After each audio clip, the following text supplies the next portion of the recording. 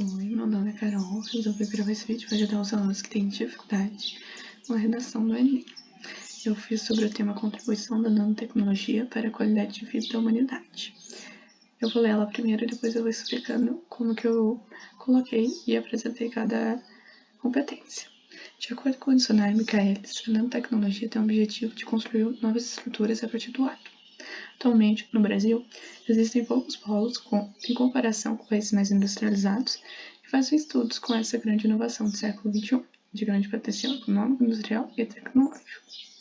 Dessa forma, a fim de aumentar a contribuição da nanotecnologia para a qualidade de vida da humanidade, é importante analisar a negligência estatal e as consequências que os brasileiros podem sofrer como atraso do nosso país em função dessa necessária tecnologia. Frente a essa perspectiva, o desmazelo do Estado no que tange a necessidade de investimento nessa área é um dos fatores que impedem tal processo. De acordo com uma pesquisa de inovação tecnológica realizada pelo IBGE, que é o Instituto de Geografia e Estatística, apenas 1,8% das empresas brasileiras utilizam nanotecnologia, uma porcentagem muito pequena em comparação ao resto do mundo. Além disso, a maioria dos centros voltados para essa inovação localiza-se na região sul e sudeste. Diante dos fatos apresentados, torna-se evidente o descaso estatal, tanto com o pouco investimento nessa tecnologia, quanto com a extrema centralização dos lugares de pesquisa e aplicação dela. Nota-se, outro sim, as graves consequências que a população pode sofrer com a ausência da colaboração no desenvolvimento dessa técnica. Segundo a revista Oswald Cruz, na medicina ela é usada para melhorar medicamentos e cirurgias. Já na área ambiental, pode auxiliar na contenção de danos de agrotóxicos e diminuir a contaminação do solo. Entretanto, quando não se desenvolve estudos na área, o país fica refém das invenções realizadas em outras nações e acaba por ter que pagar mais caro. Sob essa ótica, é inadmissível que o Estado, que apresenta a 12ª economia global, de acordo com o site do G1, não dê a devida atenção a essa tecnologia que mais cresce no mundo, seja nas ciências físicas, químicas, médicas, entre muitas outras. Portanto, são necessárias medidas para reverter tal processo. Diante disso, o Ministério da Ciência, Tecnologia e Inovações deve rever o quanto de verbos são necessários para criar centros de pesquisas voltados para a nanotecnologia em todos os estados. Isso pode ser feito por meio da liberação de verbos do Tribunal de Contas da União, instituição responsável pelo controle financeiro, e tornar mais desconcentrados os estudos dessa tecnologia. Dessa forma, será possível fazer o país ter um significativo crescimento com essa revolucionária questão que irá impactar positivamente na vida dos brasileiros. Eu li em 2 minutos e 50. Normalmente o corretor lê isso em menos de 1 minuto, ou 1 minuto e meio no máximo. E para fazer essa introdução, eu fiz a minha introdução, que eu apresentei a minha tese,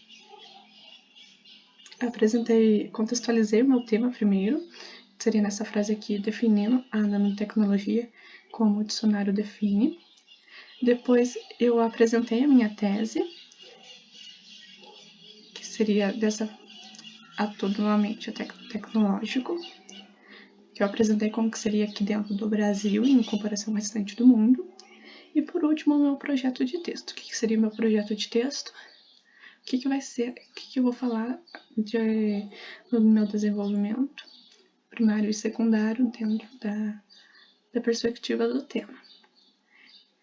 No meu desenvolvimento 1, eu retomei a minha introdução, que eu disse aqui em cima que eu ia falar a negligência estatal e as consequências que os brasileiros podem sofrer com o atraso do país, de acordo com essa tecnologia. Aqui de acordo até sul e sudeste, eu comprovei através de dados de um repertório pertinente, que seria o IBGE, que alega que apenas 1,8% das empresas brasileiras usam nanotecnologia, a maioria delas está na região sul e sudeste. E depois eu critiquei esse descaso do governo com relação ao tema. No desenvolvimento 1, eu retomei de novo o que eu falei lá em cima, que seria as consequências. Então, eu retomei o que eu falei aqui em segunda ordem. Eu apresentei como repertório a revista Oswald Cruz, falei da medicina, até aqui embaixo em caro, que os brasileiros acabam pagando mais caro. E eu critiquei desde sobre essa ética até muitas outras, apresentando também um dado do G1, sendo que o Brasil tem a 12ª economia de acordo com o ano de 2020. Na minha conclusão, eu retomei o que eu falei de acordo com a minha redação, dizendo que vai precisar de medidas para reverter o processo.